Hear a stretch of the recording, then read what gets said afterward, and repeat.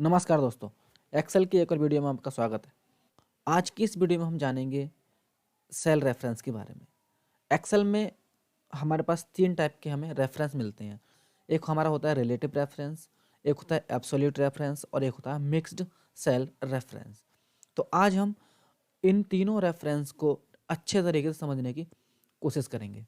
तो चलिए समझ चुके हैं अपने एक्सेल की स्क्रीन पे और मेरे पास है कुछ ये डेटा।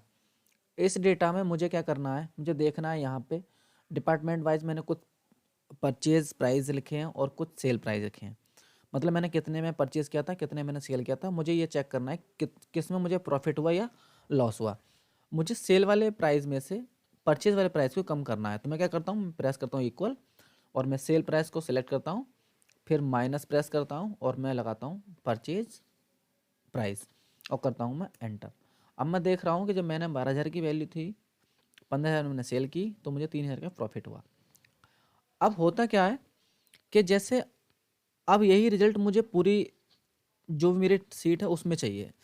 तो जैसे अगर मैं यहाँ से पकड़ के इसको जब नीचे ड्रैग करता हूँ तो क्या होता है, वो मुझे रिजल्ट ऑटोमेटिकली यहाँ से मिल जाता है।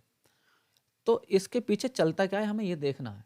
जैसे मैं इस पर अभी F2 करके इसको एडिट मोड पर लेकर जाता हूँ, मैं देख रहा हूँ यहाँ पे अभी आ रहा है E4 और D4, यानी कि E4 और D4 दोनों चीज़ें मुझे यहाँ पे मिल रही हैं।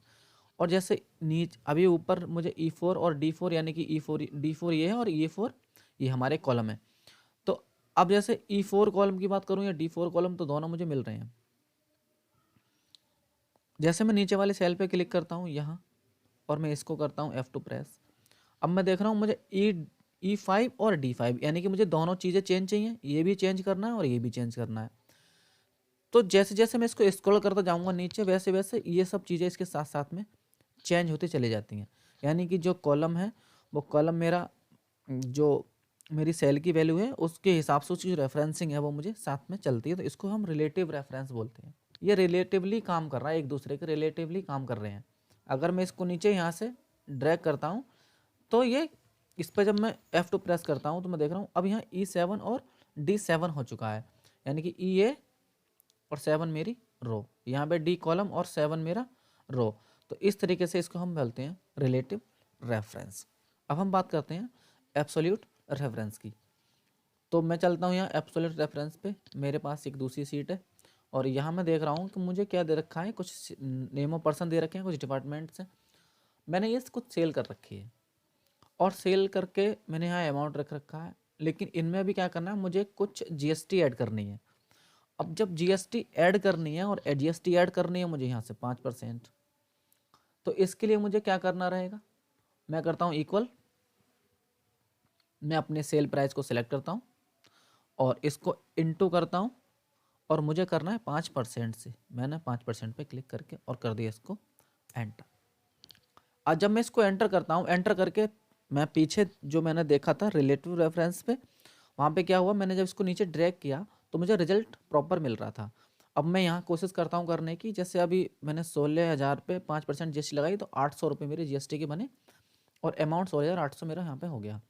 अगर मैं इसको नीचे ड्रैग करता हूँ इस तरीके से, जब मैंने ड्रैग किया तो देखो नीचे मुझे एक वैल्यू एरर दिखा रहा है, यानी कि इसमें एरर दिखा रहा है। अब एरर दिखाने का मसला क्या है, मैं यहाँ जब F2 प्रेस करता हूँ ऊपर सेल पे, तो यहाँ D7 यानी कि D7 मेरा जो कॉलम है वो दिख रहा है और जो मेरी सेल और जो मेरा ये है E5, ये क्या दिख रहा है E और ये 5 सेल में।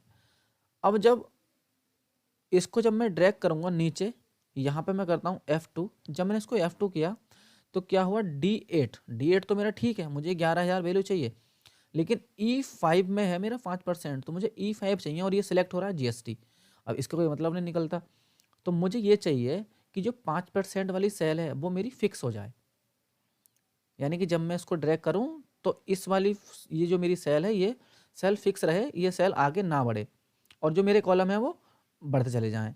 तो उसको करने के लिए हम क्या करते हैं, हम इसको यहाँ से हटा देते हैं। अब मैं इस सेल पे F2 प्रेस करता हूँ और जैसे मुझे 5% वाली सेल को फिक्स करना है तो मुझे क्या करना है, मुझे यहाँ पे E ई से पहले मुझे लगाना है डॉलर का साइन और मुझे 5 से पहले भी लगाना है डॉलर का साइन।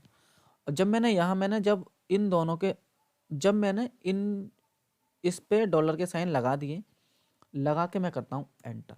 और एंटर करने के बाद में जब मैं इसको नीचे ड्रैग करता हूँ तो मैं देख रहा हूँ ये मेरा 550 यहाँ पे रिजल्ट मिल चुका है। और अगर मैं अब इस सेल पे F2 प्रेस करके इसको देखने की कोशिश करता हूँ तो देखो क्या हो रहा है, D8 तो हो रहा है, यानी 11,000 तो D8 में आ रहा है, लेकिन यहाँ आ रहा है $5, यानी कि अब ये जो सेल है मेरी यहाँ पे फिक्स हो गई है बिल्कुल। तो इसे बोलते हैं हम एब्सोल्यूट रेफरेंस। ये बिल्कुल एब्सोल्यूट ही हमें रेफरेंस देगा, वो चेंज हमें नहीं होता है। तो अब मैं इसको चाहूँ तो यहाँ से जाकर डबल क्लिक करके पूरी रेंज को मैं अपना रिजल्ट है आसानी से निकाल सकता हूँ।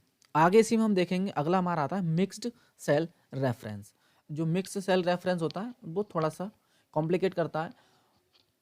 इसमें हमें करना क्या है, मेरे पास इस सीट में कुछ ही टारगेट दे रखा है जो 5 मंथ के लिए टारगेट, जो 5 मंथ का टारगेट है।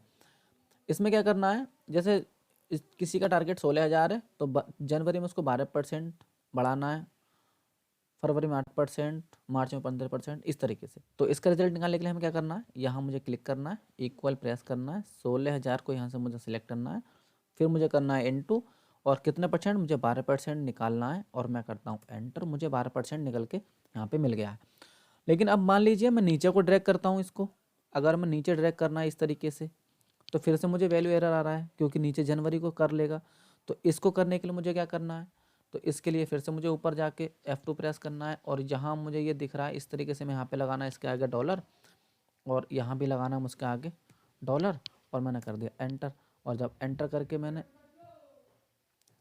और जब मैंने एंटर करके इसको नीचे को ड्रैग किया तो अब मेरी वैल्यू ठीक आ गई।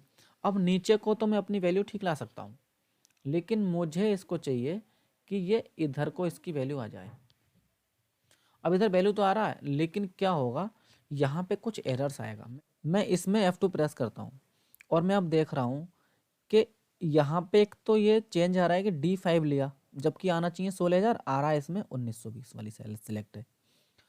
यहाँ फरवरी का परसेंट आना चाहिए 8% और आ रहा है इसमें 12%। तो इन सब को हमें फ्रीज करना है। अब हमें क्या क्या फ्रीज करना है, एक तो मुझे यहाँ पे ये कॉलम्स की, यानी कि जो कॉलम है वो फ्रीज रहे, नीचे को तो ठीक ठाक मेरा होना चाहिए, यानी कि जो सेल है वो तो चेंज होनी चाहिए और जो मेरा कॉलम है वो फिक्स रहे।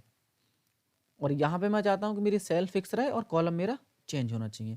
तो इसके लिए हम क्या करेंगे, तो इसके लिए हम इनको डिलीट कर देता हूँ सबको, मैंने ये सब डिलीट कर दिए और मैं यहाँ पे करता हूँ इक्वल करके मैं लगाता हूँ, इस सेल को सिलेक्ट करता हूँ और मैं करता हूँ इनटू और मैं सिलेक्ट करता हूँ 12%, एंटर करता हूँ। एंटर करके ऊपर जाके मैं करता हूँ F2 प्रेस। अब यहाँ मुझे क्या करना है, मुझे यहाँ पे ये वाला कॉलम अपना फ्रीज करना है। मैंने इस पे लगा दिया डॉलर। अब मैं चाहता हूँ कि मेरा ये कॉलम तो फिक्स रहे, यानी कि जब मैं इसको इधर को खींचूँ तो क्या हो, ये 16,000 का 16,000 आना चाहिए, ये जनवरी के नीचे वाली सेल को इसको सेलेक्ट ना करे। एक तो मेरा यहाँ हो गया।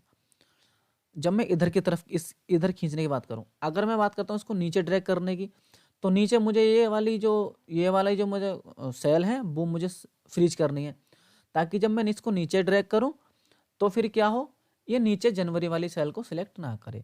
तो इसके लिए मुझे करना है डी के आगे, यानी कि 3 के आगे मुझे लगाना है यहाँ पे डॉलर। अब हमने यहाँ पे क्या किया है कि हमने सी कॉलम को कराया फ्रीज और 3 जो रो है उसको कर दिया हमने फ्रीज, यानी कि यहाँ पे हमारा कॉलम फ्री है, कॉलम आगे बढ़ सकता है और यहाँ हमारी रो फ्री है, हम रो को आगे बढ़ा सकते हैं। अब मैं करता हूँ इसमें एंटर। और जब मैंने एंटर किया, एंटर करके मैं इसको एक बार नीचे की तरफ पहले ड्रैग करता हूँ इस तरीके से। जब नीचे ड्रैग करा, नीचे ड्रैग करके इस पर F2 प्रेस करता हूँ। अब मैं देख रहा हूँ कि जो मेरा कॉलम था वो तो नीचे बढ़ गया, मुझे चाहिए भी नीचे, लेकिन हाँ ये मैंने इस पे प्रेस करके देख रहा हूँ कि जो मेरा कॉलम है वो फिक्स है और जो मेरी रो है वो 5 से 6 हो गई, या मुझे चाहिए ऐसे। लेकिन यहाँ मैं देख रहा हूँ कि जो मेरा डी कॉलम था, तो डी कॉलम में जब मैंने इसको नीचे ड्रैग किया है, अब ये $3 करा तो ये सेल मेरी फिक्स है, अगर मैं इसमें ना करता तो ये नीचे चेंज कर देता। अब मान लीजिए मुझे इसको करना है इधर साइड में, तो साइड में करने के लिए मुझे फिर से यहाँ क्लिक करना है और मुझे ड्रैग करना है। अब जब मैंने इसको ड्रैग करके मैंने फिर से इसको F2 प्रेस किया, अब मुझे क्या करना है, अब यहाँ 16,000 के 16,000 रह गए, यहाँ मुझे ये चाहिए था, ये हो गया मेरा, पहले मुझे कर रहा था तो यहाँ चेंज मिल रहा था। और फरवरी की जो वैल्यू है वो 8%, देखो फरवरी इसने अभी सिलेक्ट कर लिया है। तो इस तरीके से काम करने के लिए हमें बोलते हैं इसको मिक्स्ड रेफरेंस। क्या हो रहा है, हमें कहीं पे कॉलम को फ्रीज करना होता है और कहीं पे हमें एक अपनी रो को फ्रीज करना होता है। तो इसमें रो भी फ्रीज है और इसमें कॉलम भी फ्रीज है, तो दोनों मिक्स फ्रीज हैं, इसलिए इसको मिक्स सेल रेफरेंस कहते हैं। मैं आशा करता हूँ कि आपको ये समझ आ गया होगा। प्रैक्टिस करना ज़रूरी है इसके लिए, अगर हम प्रैक्टिस करते हैं तो चीज़ें आसानी से समझ में हमें आ जाती हैं। अब जैसे मैंने इसको किया और अगर अब मैं इसको पहले करता हूँ इधर को ड्रैग, तो ये मुझे सब रिजल्ट मिल रहा है। और अगर मैं इन पर भी F2 प्रेस करता हूँ तो मैं देख पा रहा हूँ $C, यानी कि मुझे 16,000 की ही चाहिए तो 16,000 की ही मिल रहा है। और मुझे यहाँ पे चाहिए 22%, तो 22% का मुझे रिजल्ट प्रॉपर वे में मिलता आ रहा है। और अगर मैं इसको अब नीचे को भी अगर ड्रैग कर दूंगा इसी तरीके से पकड़ के, यहाँ से मैं यहाँ से अगर इसको नीचे को भी अगर डबल क्लिक कर दूँ,